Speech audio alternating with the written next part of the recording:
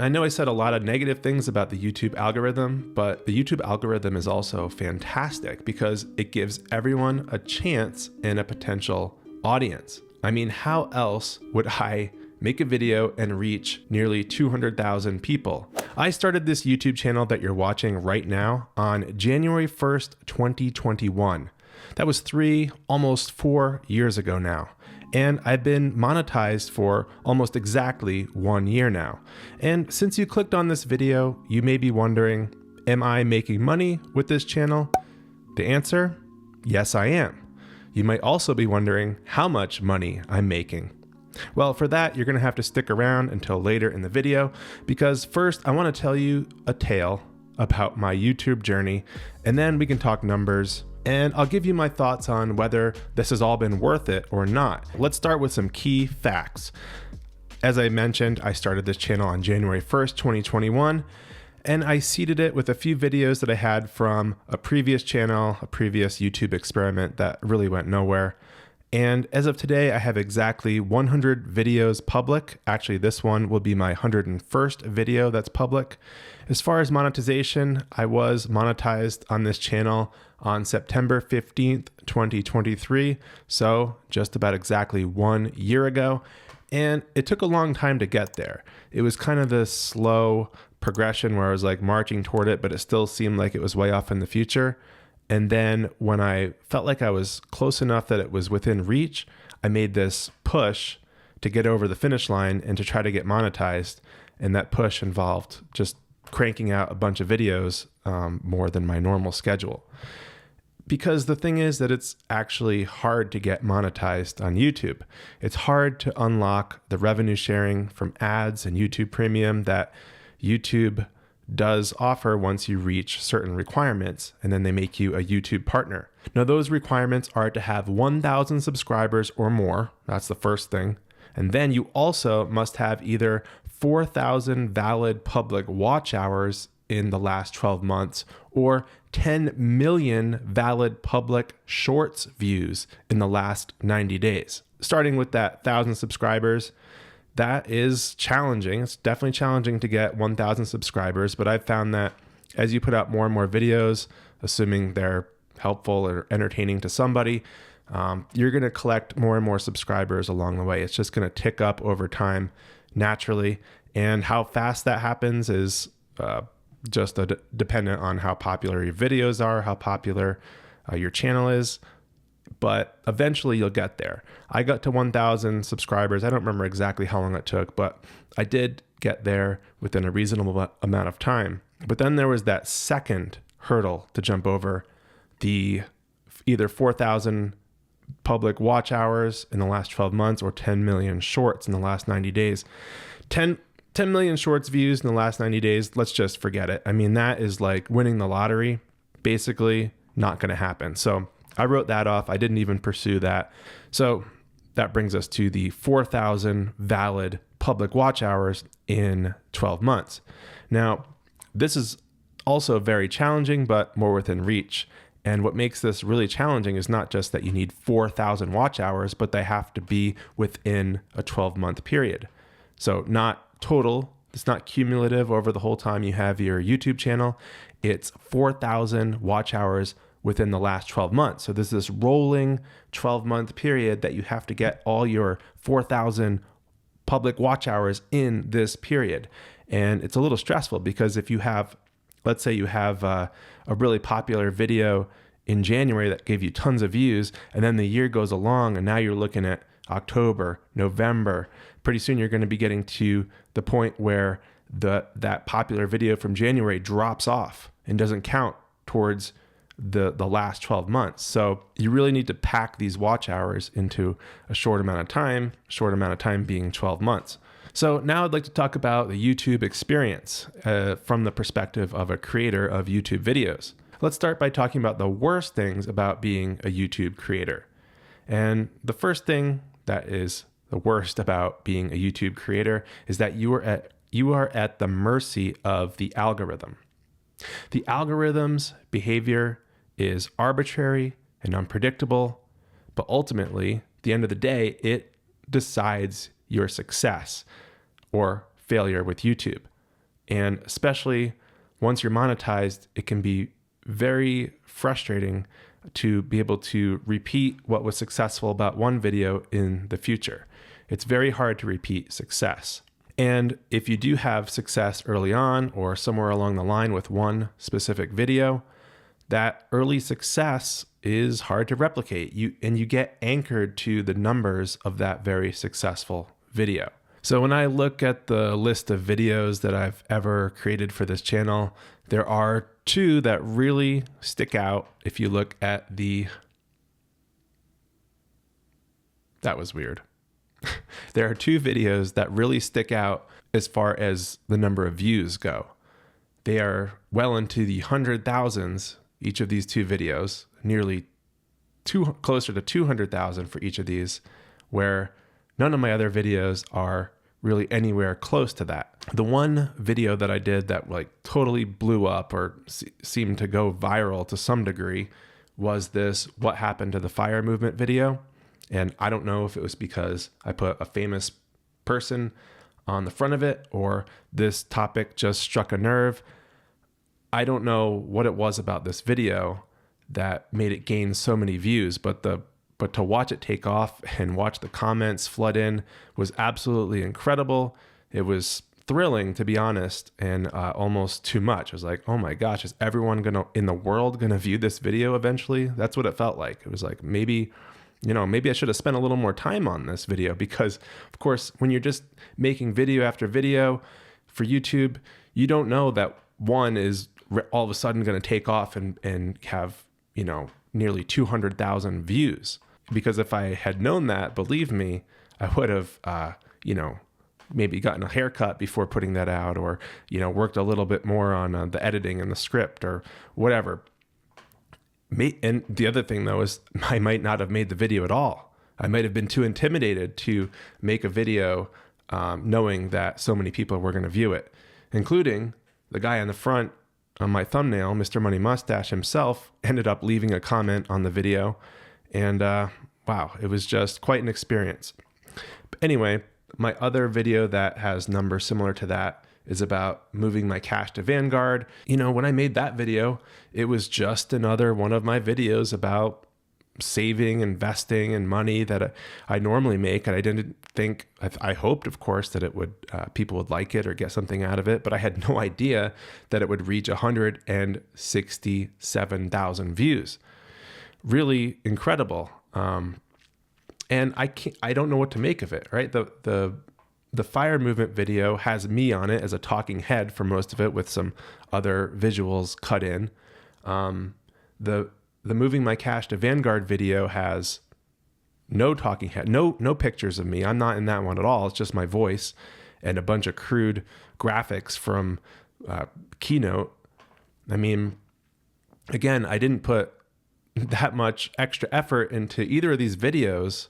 Maybe the fire one, I scripted it out and it did take some time, and I put some effort into the script of that one. But I mean, for both of these, I just kind of threw them out there, and there's just another video in my collection of videos that I published until the algorithm picked it up and just served it up to tons and tons of viewers. It was just incredible. These videos meant that for a couple months there, I was making like some pretty good money on YouTube all of a sudden.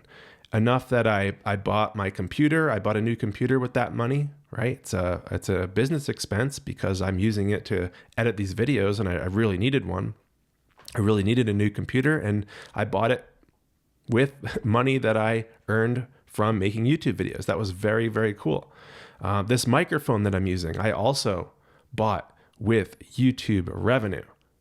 So kind of like the idea of plowing money back into the business, YouTube being this small business. So this was this is great to have this success on these two videos. And I've had some minor success with some other videos. And if you add it all up, it's a lot of views that I've had with this channel. But what I don't know is how to repeat that success.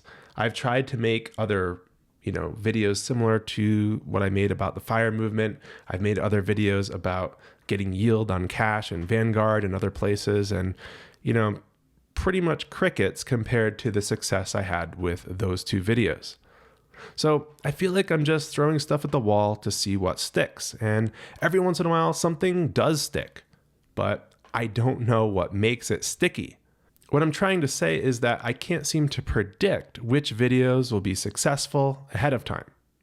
Because if I could predict it, I would just make those kinds of videos. What happens is you spend a lot of time making videos for YouTube that may or may not have any interest from viewers, may or may not get picked up by the algorithm and get shown to people, may or may not even get 1,000 views.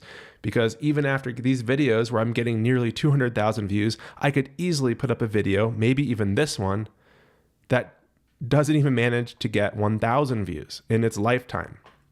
So it's very frustrating, this unpredictability, this inconsistency. And because of this, because of the time it takes to make a video and that most of the videos don't make much money, the pay is terrible for making videos on YouTube, at least for most creators. It takes a lot of time for very little ad revenue. I know when I make videos, I spend a lot of time scripting, recording, editing. It can take many hours. And for that reason, I do think I need to get way better at unscripted talking. For example, for this video, I did write out a bunch of bullet points as an outline, but I'm trying to kind of be off the cuff with this as much as I can too, knowing that I can edit afterwards, but rather than scripting out every single word that I'm going to say and act it out as if it's not a script, maybe just some key points written down and then kind of ad lib from there. That's what I'm trying to do.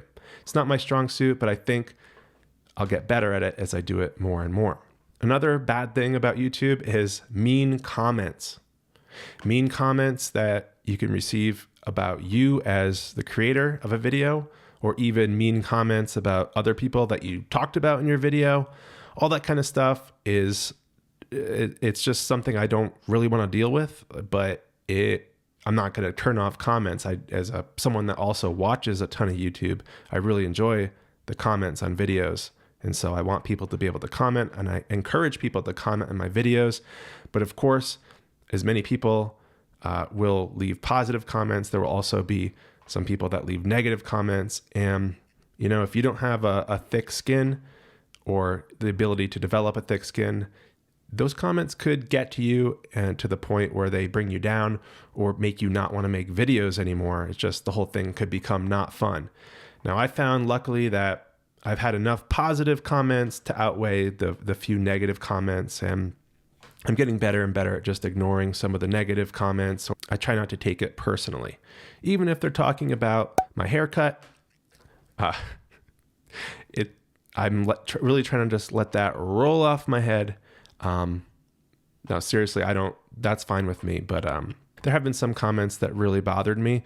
But on the whole, it's been okay. The other thing about comments are spam comments. So it's a constant battle with these spammers. I don't know if this is just something that financial YouTubers have to deal with, but I suspect it's all over YouTube. And what I don't understand is why YouTube is not better at filtering out or identifying these spam comments, because they fit a pattern. Like the most recent spam comments I keep getting are just a bunch of names in a row. And I know it's a bot. I know these spam comments are from bots, basically.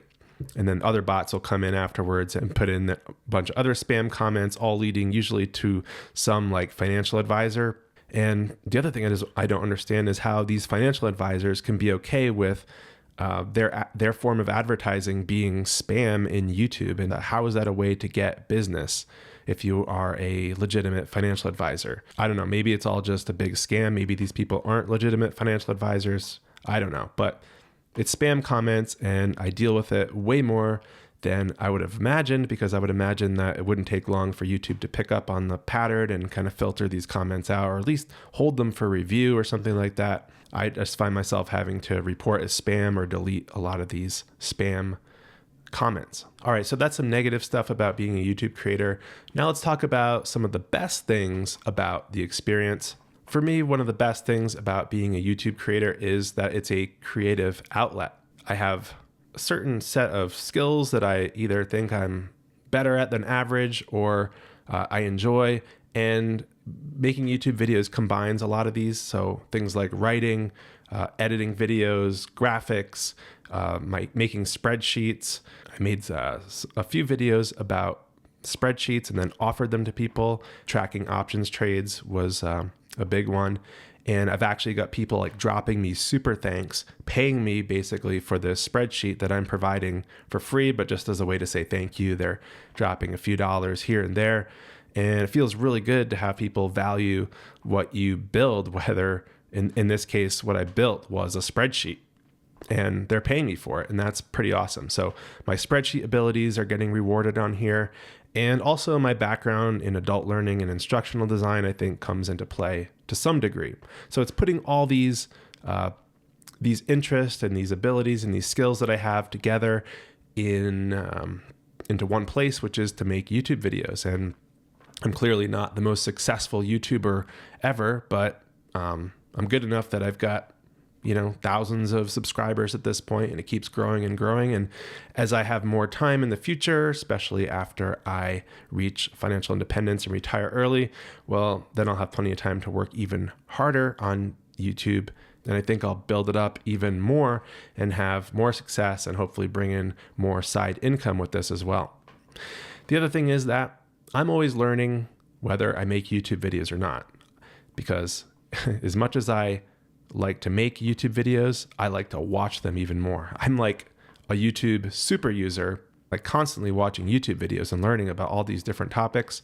As I take in this information, whether it's from YouTube or reading or podcasts or whatever it is, it's nice to have an outlet to explain what I'm learning, kind of put this all together and explain it to someone else who might benefit from that information, that being you, a YouTube viewer. It's a place, it's an outlet to explain what I've learned to other people.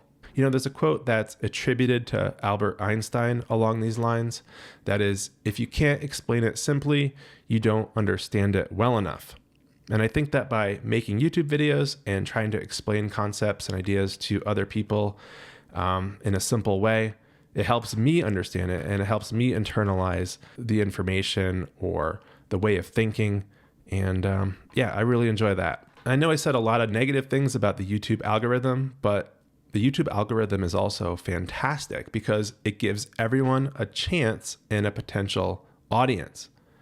I mean, how else would I make a video and reach nearly 200,000 people with that video? I could make all the websites in the world. It's not going to happen. The audience, all the people are there. They're on YouTube, and the algorithm could easily pick up anyone's video. And now I don't know exactly how the algorithm works, of course. Clearly, I don't understand it, but somehow it could, I've seen it many times, just pick up videos from small channels like mine and blast it out to the masses, and it picks up tons of views.